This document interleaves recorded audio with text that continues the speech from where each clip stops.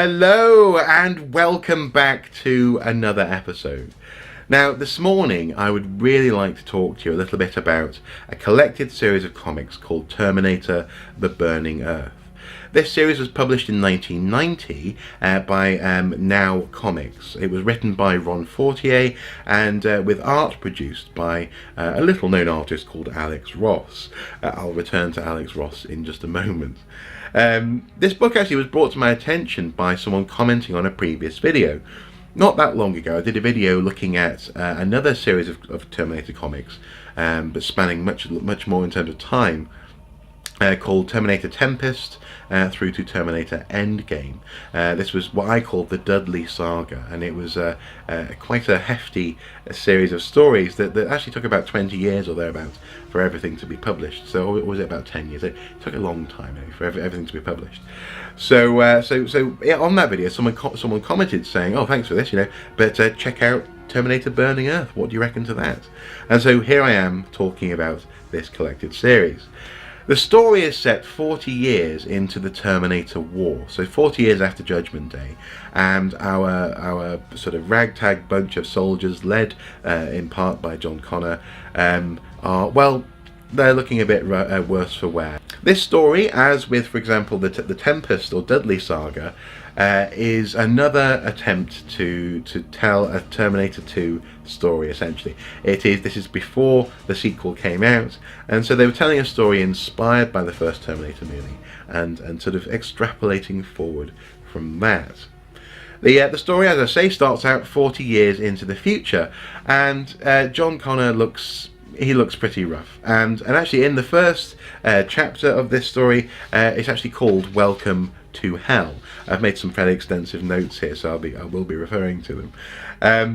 And the whole thing actually starts out with the silhouette of a column of soldiers moving through the landscape of the apocalypse. It's raining, it's muddy, as the monologue says. People tell you that hell is hot. Well, they're wrong. Hell is cold, and it feels miserable. And we're at the beginning of this journey into hell. The first panel actually is quite revealing. It's a caterpillar that is surviving on some grass, and you think, oh, that can't be too bad. But then the caterpillar is stomped out by a soldier's boot as the column moves forward, and again, it sort of underlines that this isn't a world that you want to be in, and that works very well. There is a sense that the soldiers at this point are just moving automatically from conflict to conflict. There's no time to rest, no time to revel in victory, no time to worry too much about whether or not you're going to die. Just fight and move, fight and move. And this is really starting to take a toll, in particular, for example, on John. He is known as the Bear, presumably because he's developed such a reputation as a warrior, and as an old man now. He's grizzled like a grizzly. But behind that exterior, behind that shell, he is internally exhausted. Now, John Connor looks like an older Linda Hamilton, but with a beard and grey hair. And this works really well, because all the way through the story I was thinking to myself, I've seen that face before. I know that face. And strangely enough, it wasn't until very close to the end of the story that I thought, oh, that's Linda Hamilton's son. Of course it is. Even though the artist says that he was rushing, clearly we're talking about a very talented draftsman in that sense. And the weariness on John's face is apparent. In fact, he is longing for death, and he's contemplating suicide. The idea of just being able to finally rest and give it all up. When he sees through the wreckage of the world, he sees two soldiers, and one of them has trapped or hurt their leg. Another one is staying with them, trying to sort of first of all rescue them, but then won't leave them to the mercy of an oncoming tank. And John watches. The two of them are in fact crushed by this tank, and he's reminded that actually that is what they're fighting for. They're fighting for the fact that human beings have compassion and love, and they care about one another against the odds. And so the first issue ends with John revitalized, literally screaming to the heavens, come on, you bastards, kind of thing. And from there, well, the story proceeds. So it's a good setup. We really feel as though, yes, we're 40 years into a never-ending conflict with a machine army that's trying to wipe humanity out. But also we feel as though actually John now can move forward with a bit more purpose. In the foreword to this particular collection, the writer talks about how in 1989, Now Comics were losing the rights to the property of Terminator. Someone had either decided, or maybe they just couldn't afford to keep up paying for the rights, that the series had to come to an end. And so they were given, contractually, they were allowed to do five more issues to round up their tenure in terms of publishing Terminator comics. And so Ron was asked to bring this to an end. He was also handed an artist called Alex Ross, who was moonlighting at the time from his job at an advertising company, and that makes for some quite interesting sort of juxtapositions. The writer, for example, had always been very frustrated with the artists that he had been given at Now Comics. He didn't particularly think that the artists were very imaginative or particularly good at telling stories visually. And so when Alex, this kid, comes along and starts producing artwork of a very high caliber, Ron was very impressed indeed. Ron had a vision for this story where he wanted to move away, and in fact for the whole Terminator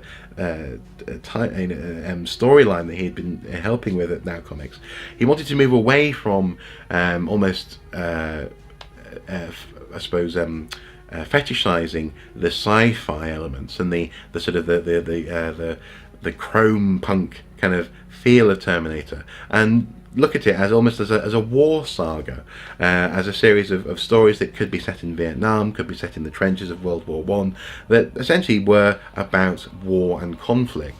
And it's kind of ironic, really, that in trying to move away from, I suppose, reveling in the design, for example, Stan Winston's design for Terminator, together, this artist and this writer actually come all the way round back to some of the core issues and themes of Terminator, in so much as what it is to be a human being and what it is to be flesh fighting against machine. So the desire to produce something new actually produce something with a slightly more of a crystal clarity than perhaps they otherwise might have done. Alex Ross, the artist, actually writes an afterword in this publication, and he talks about how he sort of feels as though he just about survived this process. He was working a 9-to-5 job for an advertising agency, as I say, and also was trying to produce artwork for a comic series at a very fast rate. Alex is most well known for his paintings, his hyper-realistic paintings, in particular of Batman and Superman.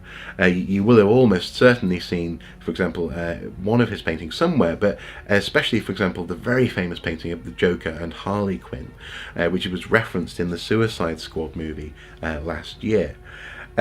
His paintings are wonderful, and they are, in some ways, I both like and dislike them, because they're so realistic that they kind of take away some of the mystique, for example, of Batman. It looks like a man who's very muscly, who has put on some spandex, but there's something undeniably beautiful about his paintings and his style. But in this particular series, it's interesting that he admits that by page 2 of issue 1, he had to completely abandon his photorealistic style and move on to something that was a bit more driven by his imagination, a bit more quick, I suppose, to produce. He had started drawing and painting on white backgrounds, and then had to shift to drawing and painting on black artboard, so that the frames were quickly filled with colour, i.e. black, and then he could actually produce the imagery over the top of that. This actually works really rather well thematically, because this whole story feels like a trudge through Dante's Inferno. We are moving from a point of bad to worse, and then much worse. And so in some respects, actually, having the art move from a snapshot of photorealism on a sort of white or lighter background through to slightly more dreamlike sensibilities on dark backgrounds, it really does actually work for the story. So even though the artist feels as though he had a lot to learn from this and he'd sort of rushed it out, it works in the context of Terminator: The Burning Earth. For me, it is bleak and nightmarish. It actually reminds me of the artwork from Arkham: A Serious House on a Serious Earth. Oddly enough, crossed with a little bit of Raymond Briggs. For example, from Fungus the Bogeyman. I think what they have in common is a sense of disgust, but also a sense of a dreamlike haze. There's something about the speed at which Alex is working that actually results in something which does feel as though you are feeling what is being witnessed, as opposed to just seeing it.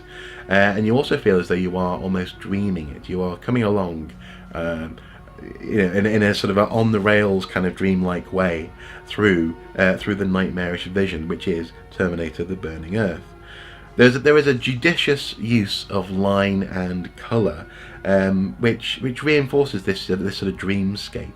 Sometimes there'll be moments of which are literally highlighted using white lines, and then other times there are moments which are sort of almost like a wash, washing over you as you're reading. So he shows us what it feels like to pit flesh against metal, and I think that's really again really reinforces the story, and ironically enough comes back round to what is best about Terminator. Even though this is meant to be a war story, this is also actually a really good man versus machine story. The art also reinforces those themes in other ways as well. For example, the Terminators in that they're fighting on the ground look like almost soldiers in medieval armour. Where the T800 series feels like you have a machine inside flesh, and therefore you're made uneasy by that. By having these Terminators that look as though they are in armour, you're almost forced to wonder what is beneath the metal, as opposed to what is beneath the flesh. So you are brought into the theme from the other direction, I suppose. Instead of thinking about the robot beneath the skin, you're thinking about what lies beneath the metallic skin, the processes and the unending, not so much desire but intention to, for example, wipe out humanity. Throughout this entire struggle, there is no real time to enjoy small victories, and even those victories turn to sorrow. For example, there's a scene where a HK is shot down only to land on the vehicle that shot it. So yes, okay, they destroyed a hunter-killer, but they also lost the people in the process. This is again a bleak vision of the future. Now, as much as we get to know how it feels being in the future, we also get Skynet's perspective of what has happened. And this is something which we don't really get in the films. Okay, sure, in Terminator Salvation we get sort of a monologue-ish from Skynet-ish in the shape of Helena Bonham Carter.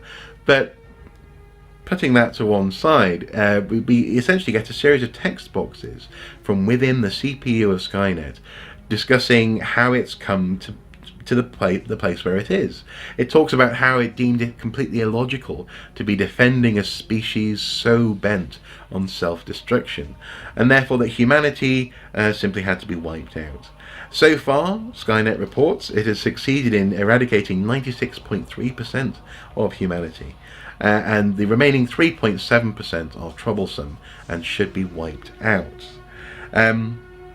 At this point, Skynet is testing the 800 series, and there's no real sense of or focus on the development of the T800 as there has been, for example, in the Terminator Tempest comics. In terms of we were given an explanation as to how they're fleshed out, literally fleshed out. In this, no, that's not the focus. The focus again is the feeling and the result of the fact of the Terminator 800 existing, and the Terminator 800 series is being tested literally in labs, in some rooms where it's being exposed to people. So Skynet is capturing human beings and putting them in this instance 4 at a time with a Terminator, and we get this test unfolding, this sort of lab experiment where 4 human beings fight a female Terminator called Aurora.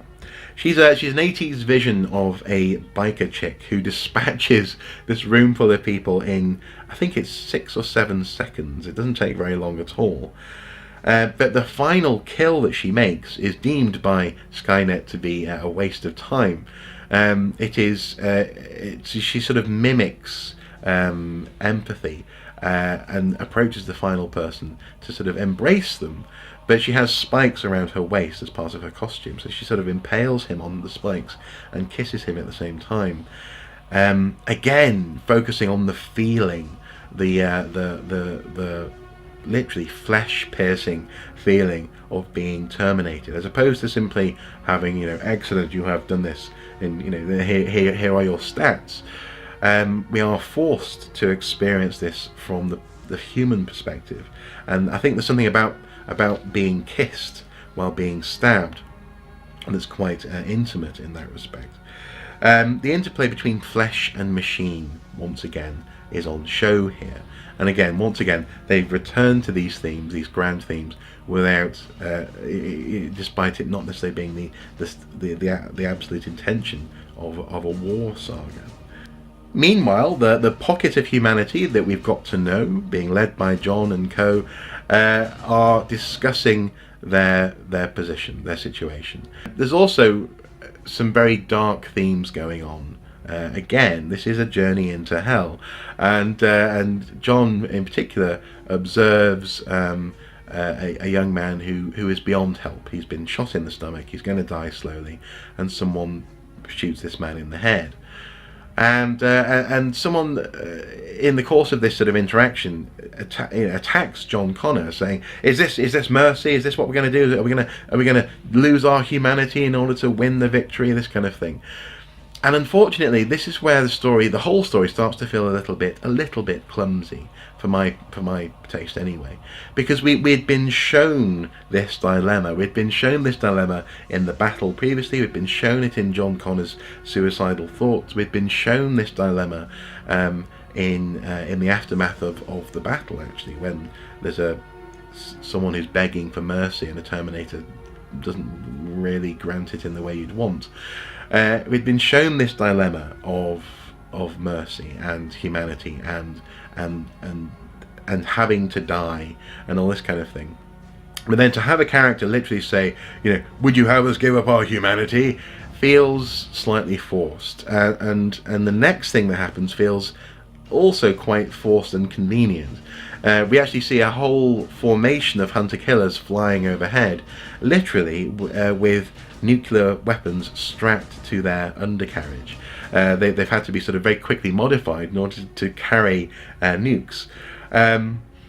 Again, this feels convenient for the sake of plot, so much so that the humans realise what's going on, but it also, again, feels a little bit clumsy. And this, as I said, this is where this journey into hell starts to take for me, a slightly cliched sort of route, and I started to feel slightly uneasy about where we were going. For example, when they see the hunter-killers flying overhead, someone comments, "Isn't Skynet satisfied just to kill us off one by one? Why is it doing this now?"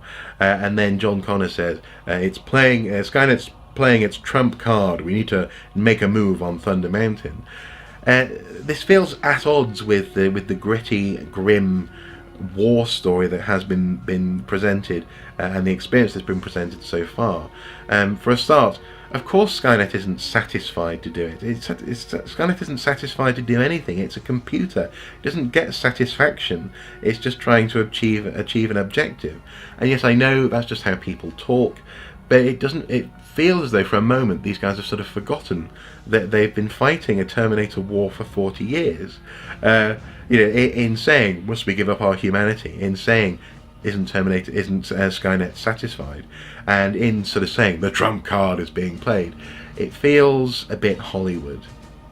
Now here we enter into issue 3, and there's a wonderful reference to aliens on the cover art. A pulse rifle, I do believe, has been beautifully drawn and rendered on the front of that. Obviously this was, Aliens came out in 1986. I reckon Alex probably saw a pulse rifle and wanted just to put it in there as a Jim Cameron Easter egg, and it was most welcome. And really from issue 3 onwards, we're climbing the mountain, literally climbing the mountain up and going further down into hell. There are 2 teams, one team which is assaulting the mountain, and one team who has been sent to attack a power station nearby that presumably, they're hoping is the place from where Skynet draws its power. Unfortunately, from here, the action does become a bit cliched. There are some action set pieces that are straight out of a Hollywood script. There are also some difficult to follow action panels in terms of moment to moment, the exact geography of what's going on and who's where and how something has unfolded. It feels a little bit as though the story is slightly out of control for the artist, certainly. Again, this might be a reflection of how quickly Alex Ross was having to work. But also I think perhaps because the writer is interested in themes and not specifics, you get this what feels like a slightly clunky progression towards the end of the story, which I think again was a bit of a letdown compared to the beginning. The story leads to a dramatic battle on Thunder Mountain, and the artwork really at this point is what is carrying me forward as a reader. The artwork is continuing to intrigue me and to impress me, and so I carry on reading. The specifics of what's happening are becoming less and less impressive, if I'm honest, and also increasingly bizarre. Bombs falling and creating, for example, tectonic volcanic bursts from the earth when nuclear blasts go off. The T-800s who are unleashed from the mountain are all dressed as 80s bikers. Now I know that Aurora was dressed as an 80s biker chick, but what's the thinking there? Given that T-800s are meant to be infiltrators, are they going to be infiltrating the village people? I mean, humanity at this point doesn't look like that. So why do the T-800s look like that? Is it just because there was like a tech noir feel to the first Terminator movie?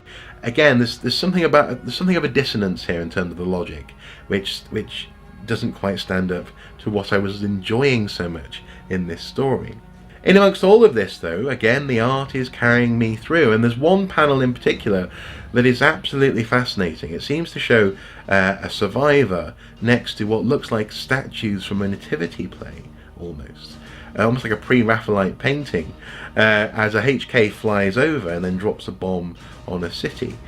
I'm not quite sure what that's meant to be, or whether this guy is actually meant to be in the ruins of a cathedral, perhaps, or whether it's just meant to be some sort of grand, I don't know, some sort of artistic foreshadowing of the end of the world. Here is like a Mary and Joseph type situation. Yeah, it's intriguing and beautiful is the artwork, and I want to know more about what's going on there.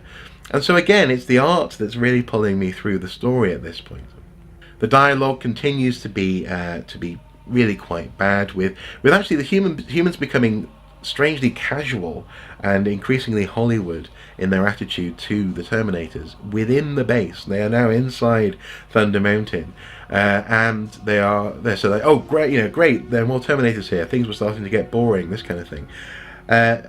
We seem to have dropped the grizzled and the war-weary attitude at this point. The humans are confident in their ability to take on these Terminators, and yet, as far as I can tell, the T-800s have not yet been released into the world. Shouldn't these guys be scared, or at least cautious when it comes to a new type of Terminator? Well, apparently not. They're very gung-ho. But thankfully, this doesn't last too long, and we get to the the final part of the story, where John is finally lowered down essentially into the CPU area, which again is beautifully rendered, beautifully realised in terms of painting. It feels like a cathedral of computer screens with the occasional T800 endoskeleton sort of monitoring the computers. And John has what literally he says here, I expected a moment full of melodrama, and I got one. And he looks at him at a computer screen talking to Skynet, but also in this funny sort of way talking to himself and also his mother, presumably, in the reflection that he's getting. And he proceeds to shoot up the screen just as the power station is blown up and everything sort of stops. And actually, this is quite a beautiful bit of writing. It's described as though the puppets had lost their strings. So suddenly the Terminators were not moving to kill anymore. And the question is, have they succeeded? The HKs are shown crashing, and their nukes aren't going off, as nukes in the real world are meant to not go off if the plane crashes. It requires an ignition sequence, and or a particular coordinate, to actually set off the bomb. And we have a sort of a Linda Hamilton-like little sort of thought at the end, in a very quick rounding up of the story over the course of 1 or 2 pages, maybe about 1.5 pages, asking, did we succeed, or have we just bought a bit more time? At least we have tomorrow. At least we've bought ourselves another 24 hours, this kind of thing. And then the whole story ends with a panel of a Terminator, even though it's powered down, one eye lights up, and then the story ends. Now, I don't think really overly spoiled the story, in so much as the experience is the thing to really take away from this particular story arc. But I do feel as though the potential of the story was slightly spoiled for me in the reading of it. I'm not going to get rid of this book. I'm going to keep it. We'll return to it. But it feels as though this didn't quite live up to the promise that I thought it might have at the beginning. And in that sense, I feel slightly disappointed at having read it. It is a very dramatic story, and it is a story which does do that whole sort of Band of Brothers war-like thing very well. This trudge into hell, things getting worse and darker and more bleak and more desperate, both in terms of the tone of the artwork, in terms of the action on the panels, and in terms of also the themes of the story. The stakes are going up and up all the way through. But there's something about the way that the stakes are raised that feels disappointingly Hollywood. And once again, I come back to the writer, I think, here. He had this intention to move away from a Hollywoodized idea of a sci-fi story, and then ended up delivering a very Hollywood sci-fi story with cliched dialogue and action scenes and sequences which felt out of place compared to that war-grizzled vision of humanity that we had from the beginning of the story. So it's a difficult one. This I genuinely enjoyed reading this book, and the artwork is a sight to behold. But as a rounding off of the Now Comics tenure with Terminator, it feels like a slightly damp squib at the end. I mean, in particular, the use of nukes as a plot device, it in itself is rather cliched. Of course, it's thematic for Terminator, but 40 years after Judgment Day, you'd think that actually there could be other ways for things to be getting bad, as opposed to revisiting a nuclear holocaust. So, all in all, I would recommend that you check out this book. If you have an opportunity to get it for a reasonable price, do give it a read. If you're a fan of Terminator, and if you want to see an alternative take on a Terminator sequel, then check it out, without a doubt. I mean, the artwork alone is worth the price, as it were, of admission.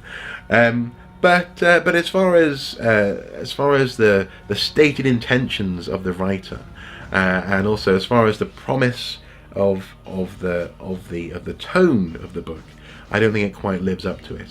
But it was a pleasure, and I would recommend reading this book. And also, thank you so much to the chap who recommended that I take a look at this. I wouldn't have read the book were it not for that comment. So thank you so much for that. Anyway, guys, hopefully this has been interesting and or useful. As ever, until next time, do take care. Bye bye.